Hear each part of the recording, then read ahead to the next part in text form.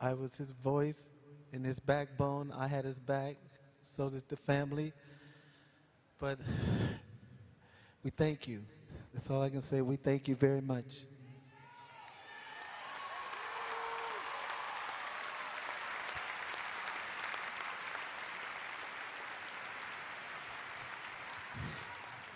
I hurt.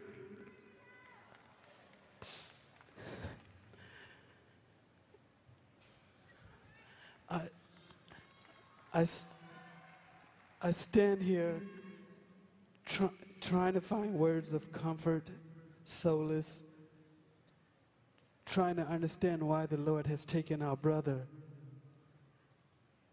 to return home from such a short visit here on earth. Michael, when you left us, a part of me went with you. And a part of you will live forever within me, but also a part of you will live forever within all of us. Michael, I would treasure the good times, the fun we had, singing, dancing, laughing.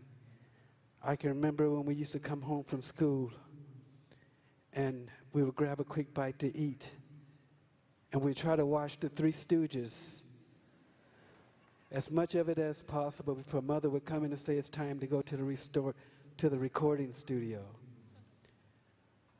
I also, Michael, remember a time when I went into the record store and there was this man purchasing a lot of CDs, and he would go and grab another batch of CDs. He was an older gentleman. He had short afro, butt crooked teeth, and his clothes were rumpled. I walked up behind him and said, "Michael, what are you doing in this store?" He turned to me and said, "Marlon, how did you know it was me?" I told him, "You're my brother. I can spot you anywhere, regardless of your makeup. I know your walk, I know your body language, and those shoes did not help." Michael wore the same shoes wherever we went. But I guess that was his way of trying to experience what we take for granted. We would never understand what he endured. Not being able to walk across the street without a crowd gathering around him.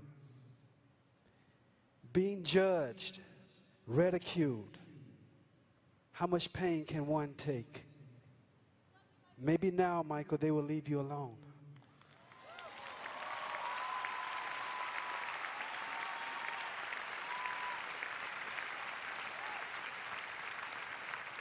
Michael was the voice of our angelic trumpets, and he will continue to be the voice, that angelic voice in heaven, nearest to our Creator,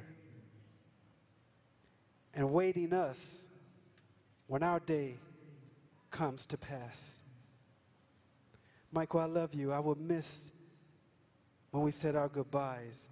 I will hug you and I say, "I love you," and your response was, "I love you more." You know, the Lord has a purpose for everything, and sometimes we just can't see it or understand it, but it will be made clear to us when we reach that ultimate reward of being in His presence. And Michael, you're there. You're right there. You have finished your work here on earth, and the Lord has called for you to come home with Him. So I thank you, Michael. I thank you for all the smiles that you've placed in many people's hearts. And I thank you for everything that you've done for others across this globe in the Lord's name. And I have one request, Michael, one request. I would like for you to give our brother, my twin brother, Brandon, a hug for me. I love you, Michael, and I'll miss you.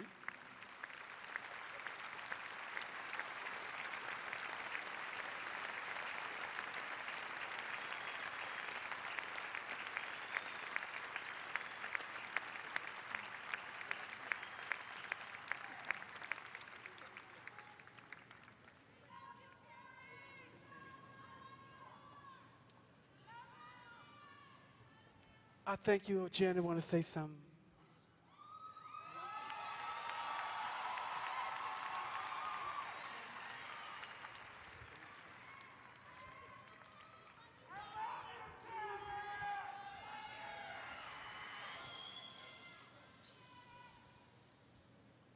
I just wanted to say, Speak up, sweetheart, speak up.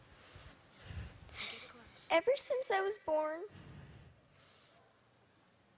Daddy has been the best father you could ever imagine.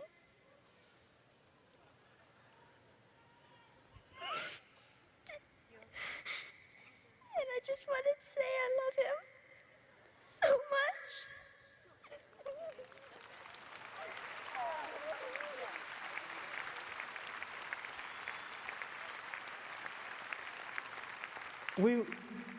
We want to thank you all for loving my brother and supporting our family. Thank you and good night.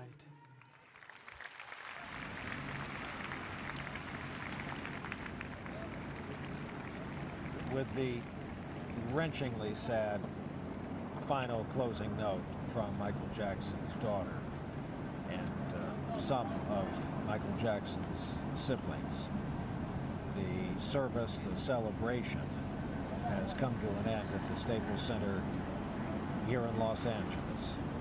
As the performers and family leave the stage now after a combination of music and remembrances and some sermons and some politics and some meant for private, some for public consumption. Lester Holt has been here watching with us as the casket is wheeled out of the arena. Lester, interesting program. Interesting program, and watching his daughter in those last few moments. If nothing about this got you, if you didn't care a thing about Michael Jackson, all of us can relate and understand the grief of a little girl who has lost her father. Clearly the most moving moment.